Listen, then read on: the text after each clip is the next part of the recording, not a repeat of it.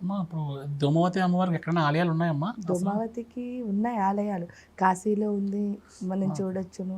అలాగే బోలెడు చోట్ల అక్కడ ఆలయాలు కూడా విగ్రహాలు కూడా ఇట్లనే ఉంటాయా? బేటలు తీసి? బీటలు తీసి ఓకే. ఉంటాయి. అంటే ధూమావతి ఆకారం ఎలా ఉందో ఓకే. అలాగే విగ్రహాలు. ఆవిడకి దాన్ని ఏమంటారు, వాహనం కూడా కాకి అనమాట. ఆ! అందుకే ఓకే. ధూమావతి ఉపాసకులకి ఎక్కువ కాకులు కనిపించడం ఇవన్నీ అంటే వాళ్ళకి జరిగేవి. ఒక మంచి ఎక్స్‌పీరియన్స్ అంటే నాకు జరిగింది నేను చెప్పచ్చు అంటే చెప్తాను. అదేమిటి చెప్పండమ్మా. అనంటే ధూమావతి సాధన అంటే ధూమావతి మంత్రం ఎప్పుడు చదివినా సరే, సాధన అని కూడా కాదు. నార్మల్‌గా ధూమావతి మంత్రం చదివితే శివుడు ఆవిడ స్వరూపమే అని మనం అర్థం చేసుకోవడానికి మనకు కనిపించేది. అంటే ఆ సాధన చేయడం అంటే జస్ట్ ఆ మంత్రం మొదలుపెట్టగానే మన నేలకంతా ఎలా అంటే చాలా అంటే చూడండి, మామూలుగా తడ ఆరిపోవడం అంటారు అవును. మనం వాటర్ తాగినప్పుడు. అలా తడ ఆరిపోయి ఈ పైనుంచి అమృతం కారుతున్నట్టు అంటే ఆ తీపిదనం అన్నది నేలకి తెలుస్తూ ఉంటుంది. ఇంకా ఆవిడ శివుడు ఒకటే అని చెప్పడానికి ఇంతకంటే అంటే పర్సనల్‌గా ఎక్స్‌పీరియన్స్ ప్రకారం ఆవిడ శివుడు ఒక్కటే అని శాస్త్రాల్లో చెప్పిన దానికంటే కూడా మన అనుభవం ఎప్పుడు మనకి నమ్మకం కాబట్టి నిజంగా అలా జరుగుతుంది. అంటే ఎన్ని సార్లయినా సరే ఏకాగ్రతతో చేసిన, నార్మల్‌గా చేసినా, ఎలా చేసినా సరే ధూమావతి మంత్రం ఇలా మొదలుపెట్టగానే ఆ అమృతం అన్నది నేలెక్కి తగలడం. అంటే ఆ తీపిదనం నేలెక్కి తగలడం అన్నది ప్రతిసారి గుర్తించిన ఈ విషయం.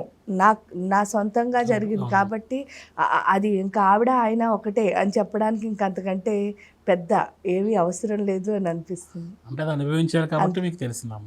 అమ్మ అయితే మనకి ధూమవతి అమ్మవారికి ఎలాంటి నైవేద్యాలు సమర్పించాలి? అంటే ఎలాంటి శ్లోకాలు పఠిస్తే మంచిది ఆ రోజు? అంటే మంత్రాలు అని చెప్పారు కదా ఇందాక. అలాంటి మంత్రాలు చదువుకోవడం వల్ల ఎలాంటి లాభాలు కలుగుతాయి కొంచెం తెలియజేస్తారమ్మా? ధూమావతి మంత్రం అంటే అన్ని అంటే ధూమావతి ఏకాక్షర మంత్రం. ధూమ్ అని మనం చదువుకుంటూ ఉంటాం. ఆ ధూమ్ అన్నదే ఆ మంత్రానికి పట్టు కాబట్టి ఆ ధూమ్ ధూమ్ ధూమ్ అని ఎంత బాగా అంటాం. ఎందుకంటే దా అనే అక్షరానికి చాలా ఇంపార్టెన్స్ ఉంది. మీరు దత్తాత్రేయుల వారికి కూడా దా అని చెప్తారు. అవును. ఏంటంటే ధమ్ అన్నది ఎందుకు ఇంపార్టెంటు అనంటే అదే లాస్ట్ అని అర్థం అనమాట ధా అనే పదానికి. అంటే మనం సాధనలో చివర అధ్యాయం ఏదైనా ఉంటే అంటే ఇంకా మన సాధనలో పరిపక్వత చెందాలి అనుకున్నప్పుడు ఈ ధూమ్ అనే మంత్రంతో మనం ఆ అమ్మవారిని చేరుకోవచ్చును. ఇంకా ఈ అమ్మవారిని చేయడానికి ఇంట్లో చేయకూడదు, ఇక్కడ చేయకూడదు, అక్కడ చేయకూడదు. అసలు అమ్మవారిని తలుచుకోవడానికి ఎక్కడైనా తలుచుకోవచ్చు.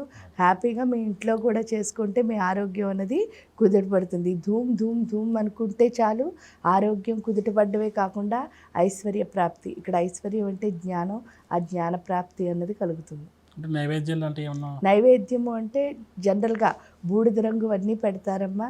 హోమంలో అయితే మనం బూడిద గుమ్మడికాయ అని ఉంటుంది మీకు అవును. తెలిస్తే. అది అవునమ్మా. అవును. వేస్తాము. తెల్ల ఆవాల్ని వేస్తాం. అంటే యెల్లో కలర్‌లో ఉంటాయి. తెల్ల ఆవాలంటారు వాటిని. అవును. అవి వేస్తాము. అది కాకుండా ఆవిడకి పర్సనల్‌గా నైవేద్యం అంటే ఏంటి అంటే ఏ దేవతకైనా మనం పరమాన్నం వండి పెట్టడం మన ఆచారం. అవును. ఆ ప్రకారం పెట్టొచ్చు. అది కాకుండా పళ్ళల్లో అయితే సపోటా పండు అని అంటారు కదా! అవును. ఆ పండుని కూడా నైవేద్యం పెడతారు అమ్మవారికి.